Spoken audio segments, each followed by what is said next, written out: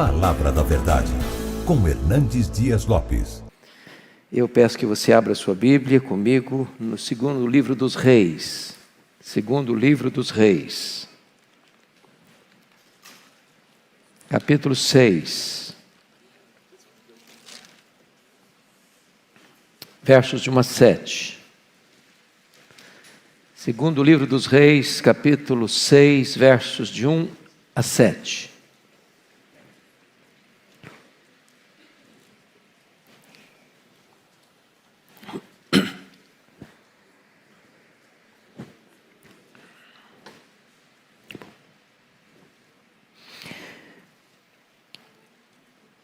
Disseram os discípulos dos profetas a Eliseu: eis que o lugar em que habitamos contigo é estreito demais para nós.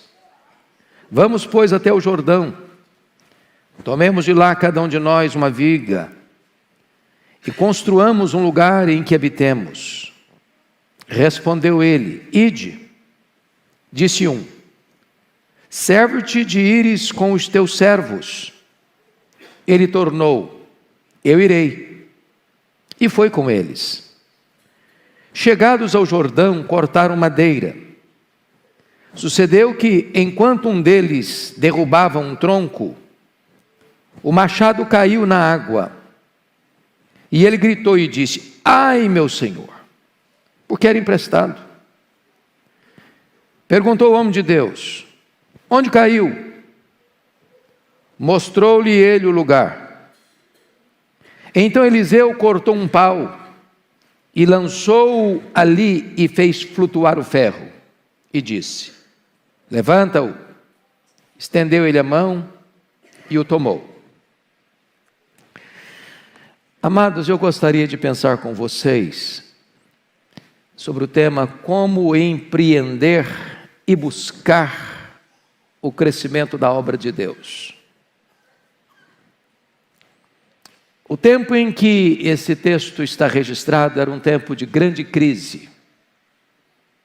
Era um tempo de apostasia. O Deus de Israel, o Deus vivo e verdadeiro, estava sendo abandonado.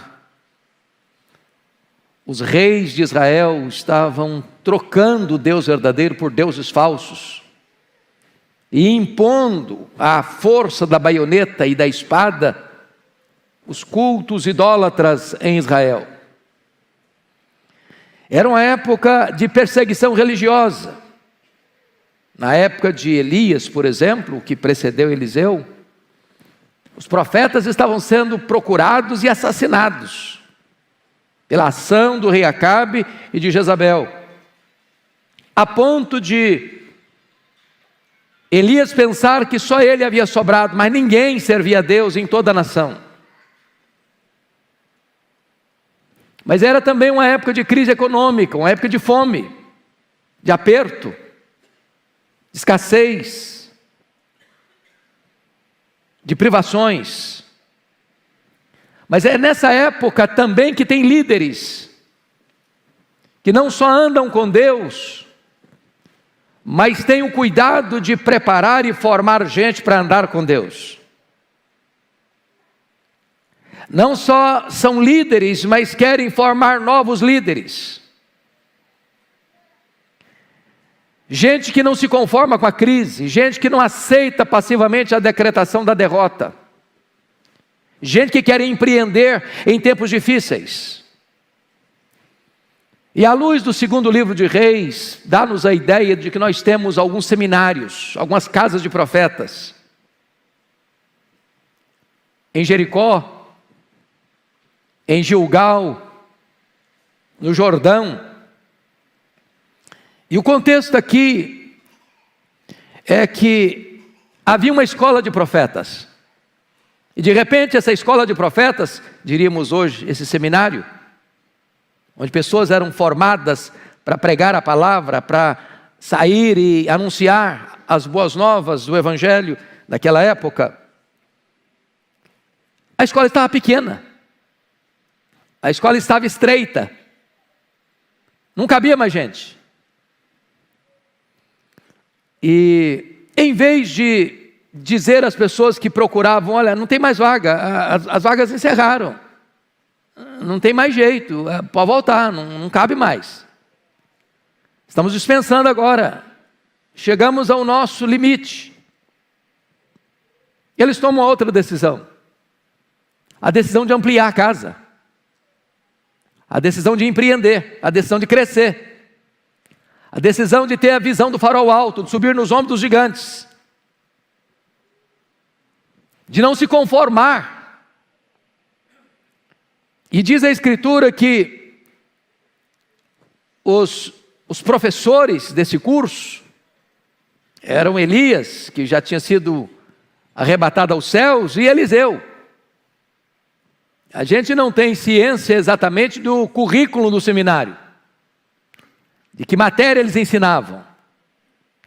Mas o que nós sabemos é que os professores eram homens de Deus. O que nós sabemos é que os professores eram homens de oração. O que nós sabemos é que os professores eram homens fiéis, que não se curvavam diante das pressões, nem da sedução da apostasia da época.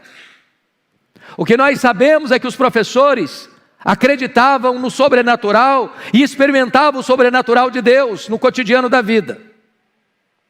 Então, diz a Bíblia que um dos discípulos do profeta, um dos profetas, um dos seminaristas da época, disseram para Eliseu: olha, a casa está estreita, o seminário está pequeno, não tem mais vaga, precisamos crescer, precisamos avançar. Nós queríamos ir ao Jordão, cortar árvore. E eles não pediram ouro do Ofir, nem prata, nem cedro do Líbano, eles não queriam luxo, eles queriam amplitude, eles queriam ampliar. E Eliseu disse: pode ir. Aí um deles falou: Eliseu, vão com a gente. Nós precisamos da sua liderança, nós precisamos da sua visão, nós precisamos da sua companhia, nós precisamos dos seus conselhos, nós precisamos do seu direcionamento, nós precisamos de você com a gente. E Eliseu disse: vamos, eu vou.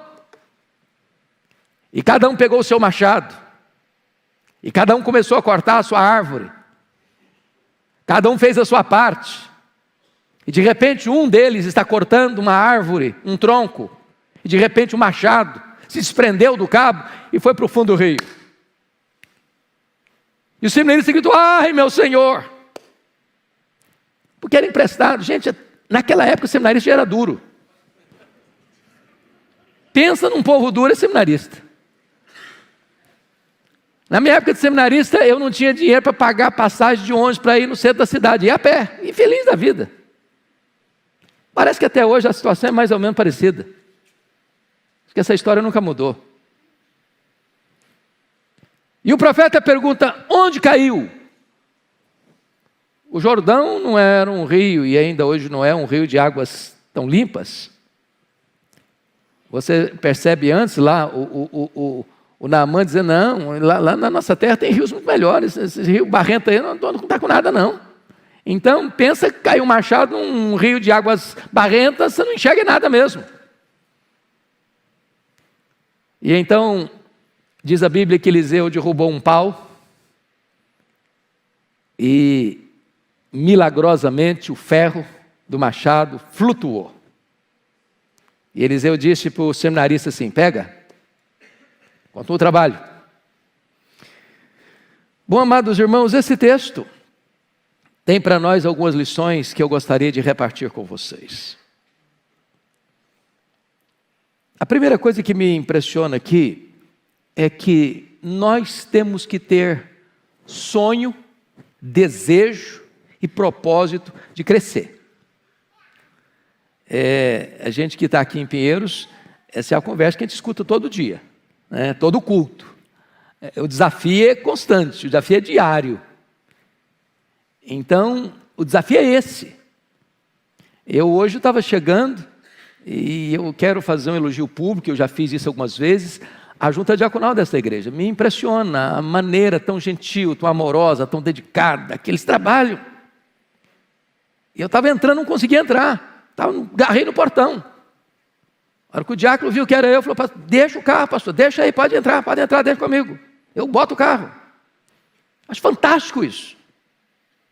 Porque a gente pensa, olha, não tem mais vaga, hoje a gente não vem para o culto, não, porque hoje não tem vaga, não cabe mais, não vem. Gente, o pastor ele falou assim, eu sou assim também. Você quer botar gente pendurado no varal, mas você não quer dispensar ninguém. Que fique de pendurado nas paredes, que fique sentado na escada, que fique na porta, mas que venha. Não dá para dispensar. Não dá para dizer, olha, a casa é estreita, não cabe mais, a casa é estreita, agora vamos parar, já fomos até onde podíamos ir, agora não dá mais para crescer, não dá mais para avançar, agora nós temos limitações físicas, geográficas, agora nós temos limitações estruturais, não dá mais, dá sim, vamos para frente, a obra vai avançar, vai crescer, nós vamos avançar, nós vamos conquistar, nós vamos para frente, a obra precisa avançar ainda mais. Eu me lembro de um livro que mexeu muito comigo, a história da igreja da Coreia, do pastor Po Yang-Shu. A igreja do Evangelho Pleno tem a minha idade, 63 anos. E o pastor queria uma igreja de 300 membros, depois de 600 membros, depois de 1.000 membros, depois de 2.000 membros, depois de 10.000 membros. E cada vez que ele alcançava um alvo, o alvo crescia, e avançava, e avançava, e avançava. Até que ele foi para um local, comprou um terreno, um lugar distante, complicado, difícil. Falei, não, mas é louco para ir para esse lugar. E a cidade foi para lá. É a maior igreja local do mundo, com mais de 700.000 membros. Visão de crescer. Eu quero crescer, eu quero avançar. Eu tenho um grande amigo, pastor lá em Fortaleza, pastor Jessé Góes. Hoje é o maior templo da Assembleia de Deus do Nordeste. Templo para 14.500 pessoas. Começou numa sala de hotel, depois alugou um espaço maior, depois um espaço de um pouquinho maior. Aí surge um terreno de 50.000 metros, lá numa região bem distante. Comprou o terreno. Hoje é a melhor estrutura que eu conheço de templo no Brasil.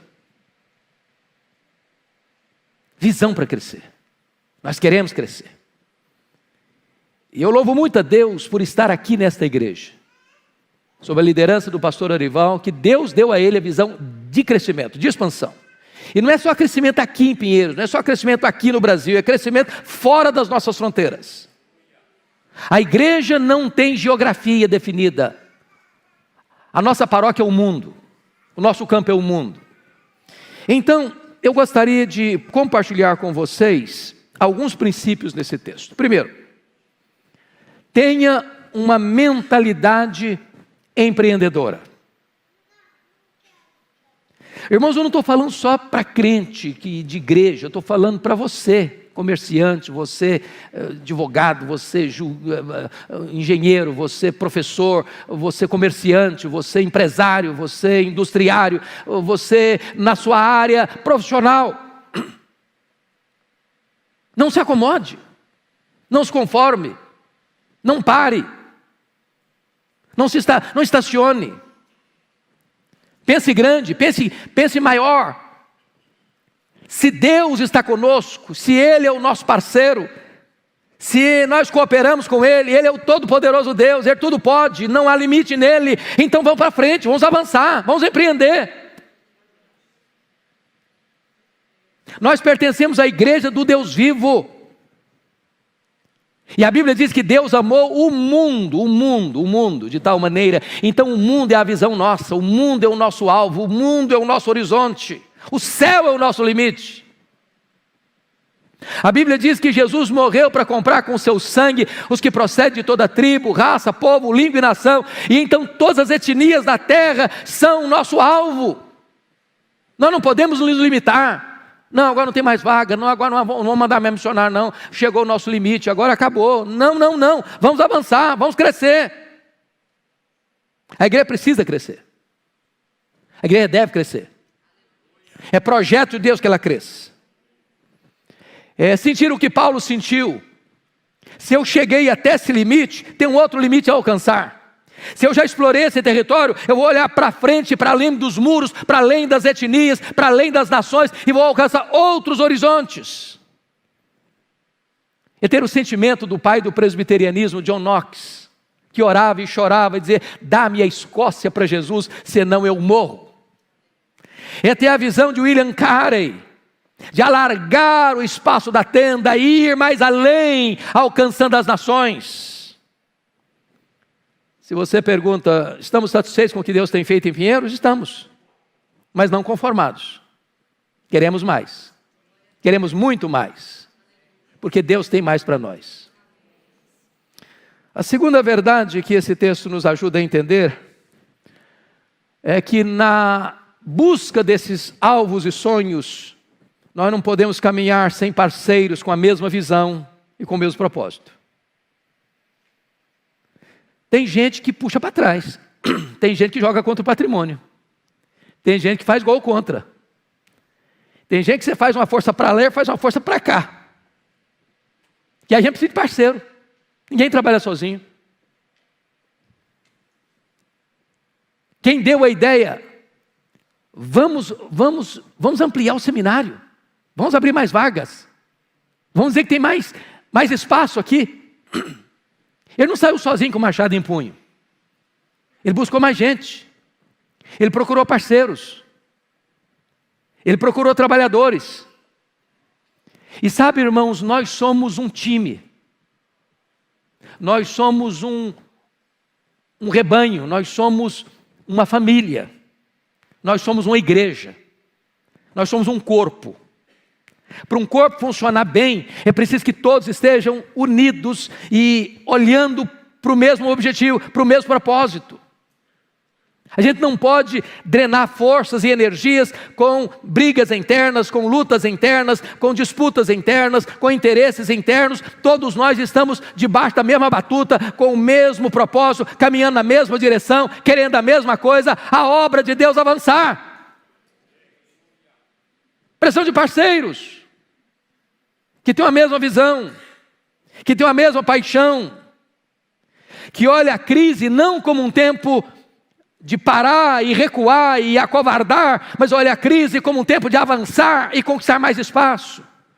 Havia crise política, havia crise econômica, havia crise moral, havia crise religiosa, havia apostasia, mas esses profetas e esses discípulos de profetas não estão pensando em parar, não estão pensando em se proteger, eles estão pensando em alargar as fronteiras, ir para frente e crescer.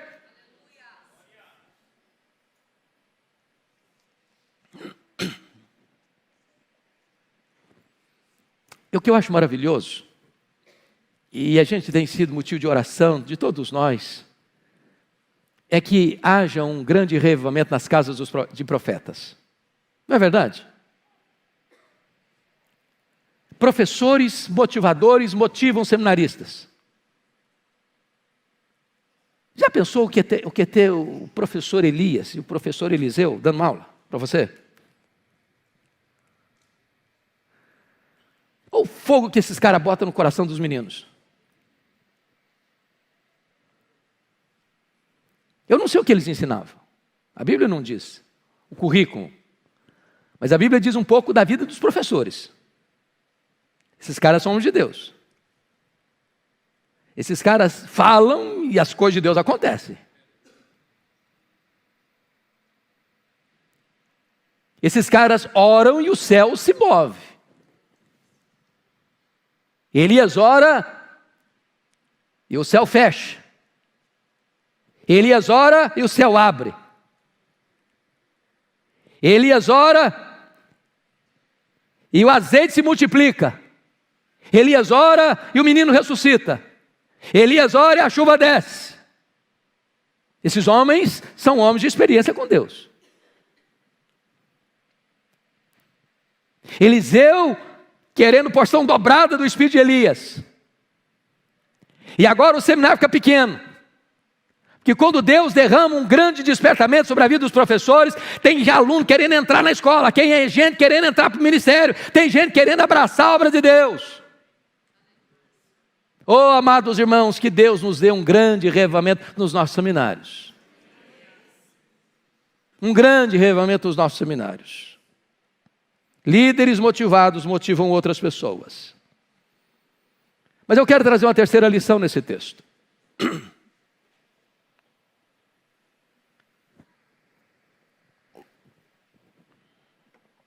Andar com Deus não significa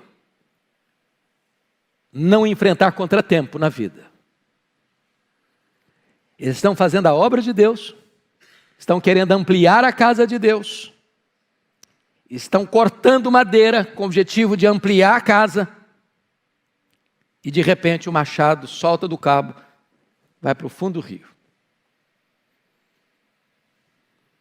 Há momentos em que a gente enfrenta decepções.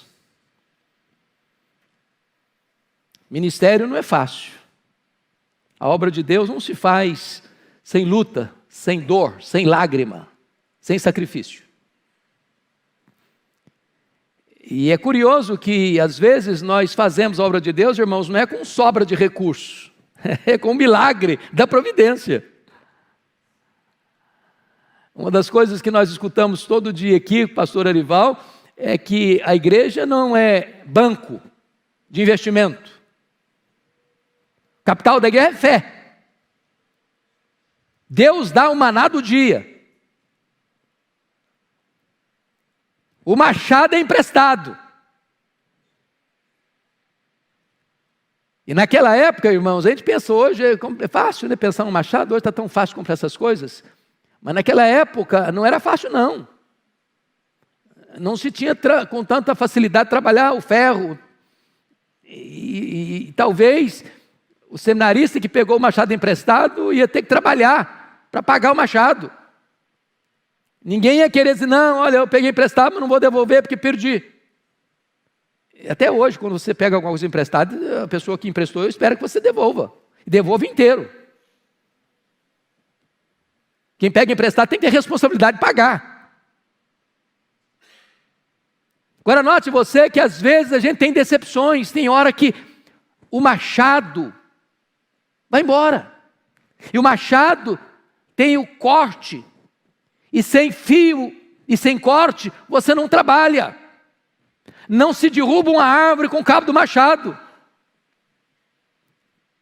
Há momentos, irmãos, em que às vezes a ferramenta que Deus põe na nossa mão para fazer a obra, foge da nossa mão. É o tempo da angústia, é o tempo da perda, é o tempo do prejuízo, é o tempo da decepção, é o tempo de dizer, ai meu Deus, o que é que eu vou fazer agora?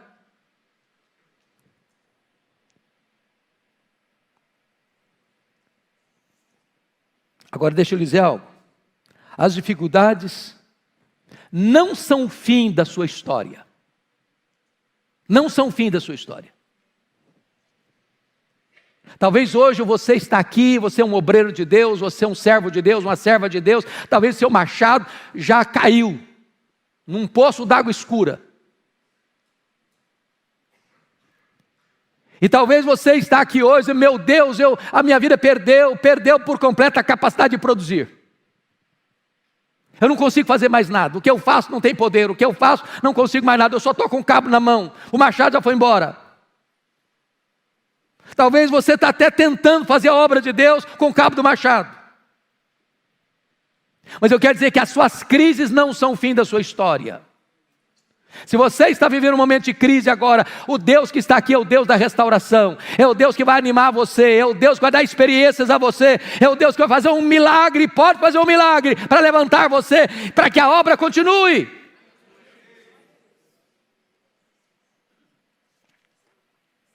Mas me permita uma quarta lição. Nesse desejo de empreender e ver a obra crescer, valorize a presença de homens de Deus na sua caminhada. No verso 3, eles disseram, Eliseu, você vai com a gente. Eliseu tinha dito, pode ir. Não, Eliseu, mas nós vamos, mas vamos com a gente. Vamos com a gente. O que significa isso? Nós precisamos de homens de Deus mais experientes do nosso lado. Todos nós. Precisamos de conselheiros do nosso lado. Precisamos de gente que tenha mais vivência com Deus do nosso lado. Precisamos de gente que, na hora de uma crise, de uma dificuldade, de um problema para nós insolúvel, vai dizer, olha, a solução é essa, a solução é essa, a solução é esta, vamos por aqui. Meu irmão, você precisa de alguém maduro, de alguém de Deus, de alguém cheio do Espírito Santo, para orientar você, para estar com você, para estar do seu lado, para encorajar você, para orar por você, para aguardar de Deus uma orientação nova na sua história.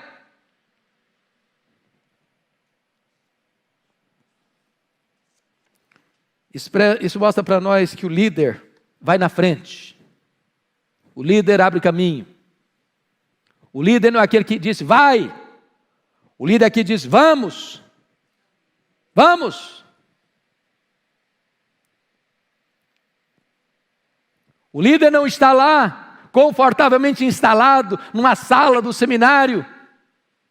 Enquanto os seminaristas não, vocês vão lá cortar árvore, isso aí é com vocês, esse trabalho mais braçal aí, mais pesado é com vocês, agora eu não estou nesse estágio mais, agora eu não vou mais, agora eu estou aqui só no coaching, só na orientação, só no aconselhamento, só na direção, isso é com vocês, não é comigo mais. Não, o líder vai, bota a mão na massa.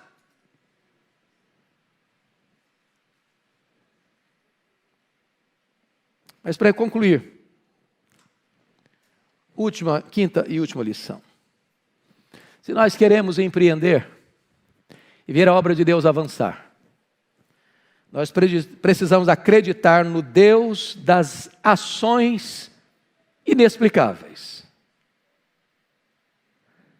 Eu gosto de ler a história das missões, porque aquilo que está lá em Marcos no final, de que os sinais vão acompanhar os que creem, é só você ler a obra missionária.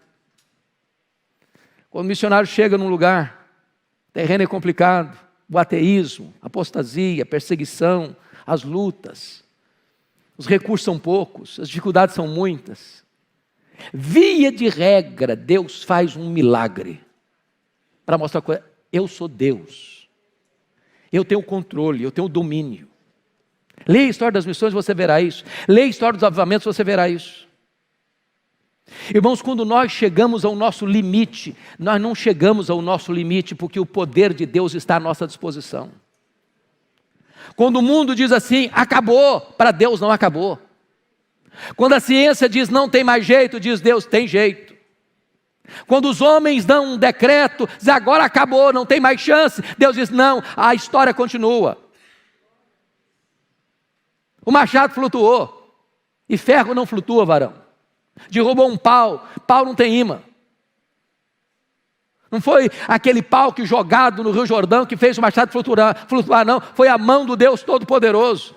É o milagre de Deus. Quem faz é Deus, quem opera é Deus, quem manifesta a glória dele é Deus. A obra depende de Deus. E quando você está fazendo a obra de Deus, com os recursos de Deus, com a motivação de Deus, Deus opera as maravilhas de Deus para que a glória seja dele. E a obra avance, e a obra continue. Deus faz o inesperado, o imponderável, o extraordinário, o inexplicável, com gente simples. Quando o seu coração é sincero em fazer a obra de Deus e querer ver a obra de Deus avançar. Eu creio, você também, que Deus opera milagres ainda hoje. Ele é o Deus das maravilhas. Ele nunca aposentou, ele nunca deitou numa cadeira de balanço. Ele nunca disse assim para você, olha, as minhas promessas ficaram velhas, elas já são caducas hoje. Não, hoje não tem mais. Não, tem sim, tem sim. O Deus de Elias é o Deus de Eliseu. O Deus de Eliseu é o Deus dos profetas. O Deus dos profetas é o nosso Deus. Ele é o Deus dos profetas, Ele é o Deus dos apóstolos, é o Deus e Pai de nosso Senhor Jesus Cristo, é o Deus de geração em geração, de eternidade em eternidade. Ele é o Deus desta igreja, Ele é o Deus dos nossos sonhos, Ele é o Deus que nos põe para frente para avançarmos e conquistarmos terrenos mais abrangentes.